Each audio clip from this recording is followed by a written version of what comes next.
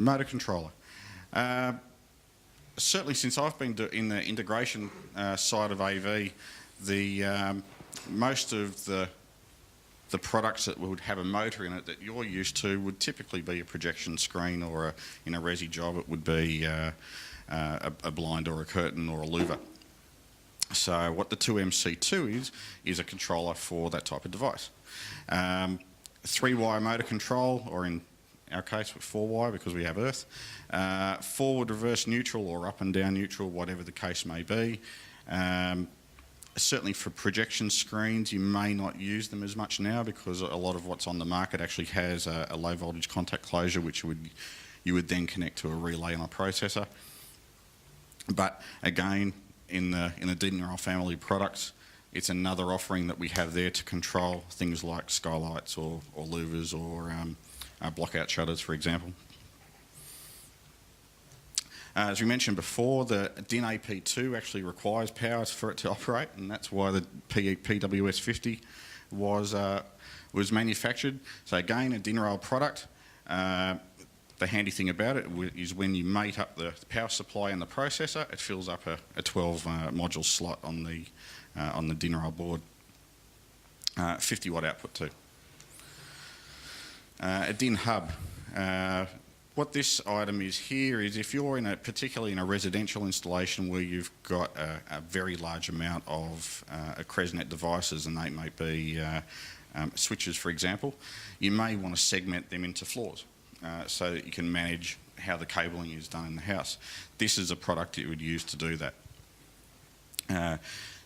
Maximum of 20 CresNet devices on each segment. So that in itself may not be such an issue, but what I do want to stress is when you're talking with CresNet and from a tech support side, make sure you use the power calculator that's on the website.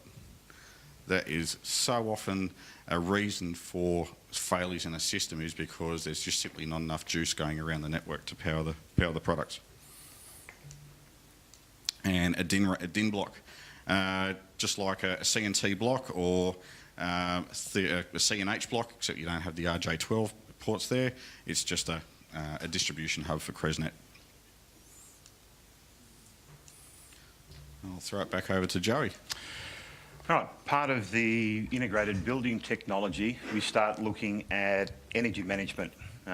Certainly as part of what JT was talking about earlier, being able to monitor the usages of the spaces, to be able to work out natural movement of people, not requiring people to go to a switch plate on the wall, turning it on automatically when it detects movement, and also to be able to do what they call daylight harvesting, which is as the natural daylight comes into an area, we adjust the artificial light accordingly.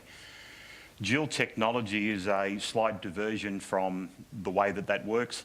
GIL technology was created to try and control false trips. The main issue that we get with passive infrared or PIR detectors is they pick up heat movement, which is exactly what they're designed to do, but they can be bluffed by air conditioning systems. A big gust of hot air that comes out of an air conditioning duct is a massive body of heat movement. To be able to combat that, and primarily out of the security industry, GIL technology was created. GIL technology now gives us the ability to be able to combine in the single sensor passive infrared technology plus ultrasonic. Now, to be able to get a positive detection within a predefined time, you need to have a trip from PIR and a trip from ultrasonic. Ultrasonic detects movement, regardless of whether it's heat or not. PIR detects heat movement. So a combination of heat movement plus any movement detected within a predefined time now gives us a positive trip. The idea simply to be is that we just don't want to get false trips inside the system. So if the air conditioning is running after hours or in another area of the building, and you've got a sensor there to be able to give it the best chance to be able to control it accurately, we now want to use multiple technologies to be able to do it. On the GIL technology sensors from the Crestron range, the sensitivity of the PIR and the ultrasonics are independently configurable. So if you want more sensitivity out of your PIR, you can wind it up and you can wind back depending on the size of your ultrasonic range that you want to cover. The GLS Green Light Solutions, O for occupancy, DT for dual technology, and C in these ones here, or W in the bottom one for ceiling or wall mount. And then the numbers at the end are the space that they are used to detect in feet. Just before you go on there, pardon me, in a residential application, you certainly might use one of these products for just movement near a bathroom, so you don't have to turn a switch on in the middle of the night if you're going to do a pee. In an educational space, there's certainly quite a number of these at ANU, for example, as occupancy sensors. So if the room's not being used for a prescribed amount of time, then it will perform a shutdown sequence of the system. Even though these sensors are smart sensors in the way that they detect the way that their movement, they provide a dry contact to the system. So you'd either hook these things in via VersiPort, or you can plug them in with a GLS SIM, which converts dry contacts and analog inputs into the system into a CresNet device. All of the Crestron range of sensors also comes with inbuilt photoelectric or PE cells, so that we can now monitor relative levels of light in the room to be able to control them. We have the same, very similar range of sensors that, instead of being dual technology, are just standard passive infrared. Look slightly different at the end of the day. The main difference will be is that you don't have the microphones on the side of the units to be able to detect the ultrasonics. We move into light sensors, typically used for daylight harvesting.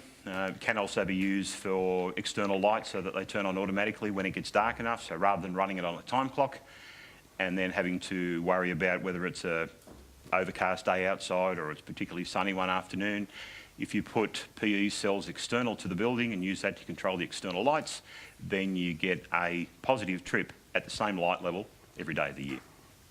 Two different technologies that come as part of the sensors. You get closed loop and open loop. The differences for using different technologies, closed loop sensors are mounted inside the area of the lights that they're controlling. So if we were in here and we had a sensor in here and we wanted to control the light level here, it would be a closed loop sensor. The light level changes in here, the sensor makes a determination based on the light that is generated from the load that it's controlling. Open loop is an external sensor to be able to pick up ambient light outside being used to control lights internal to the building, therefore not controlling lights in the area that it's monitoring. And the last of the ones that are here is an external one, particularly set up, weatherproof, externally mounted, cowled. If you're putting external sensors up, and particularly if you're trying to measure sunrise and sunset with PE cells, they should always face south. And the main reason for facing south is that if you face a standard PE cell directly at the sunlight, you'll actually burn out the optics inside the sensor.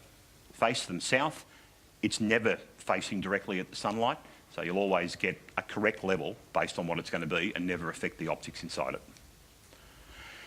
We mentioned it before that the standard sensors that come from the Crestron range at the moment are dry contacts, for the want of a word.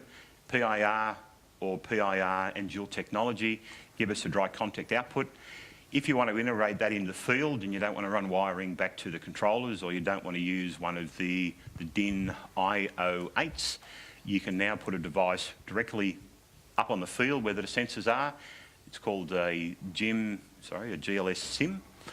Gives you the ability to be able to monitor two completely independent sensors and effectively turn it into a CresNet device out in the field.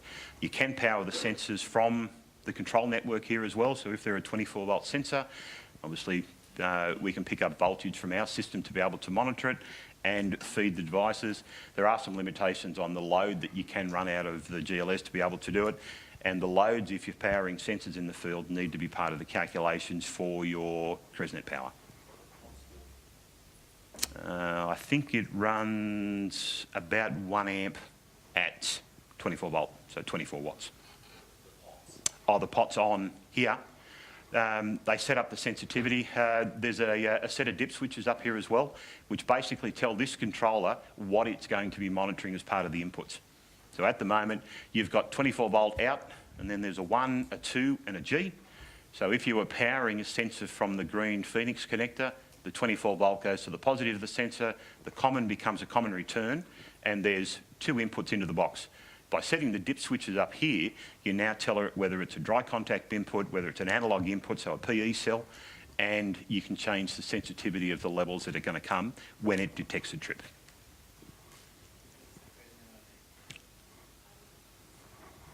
No, that's sensitivity of the unit. The Crestron ID, because this is a Crestron device, you can set that inside Toolbox.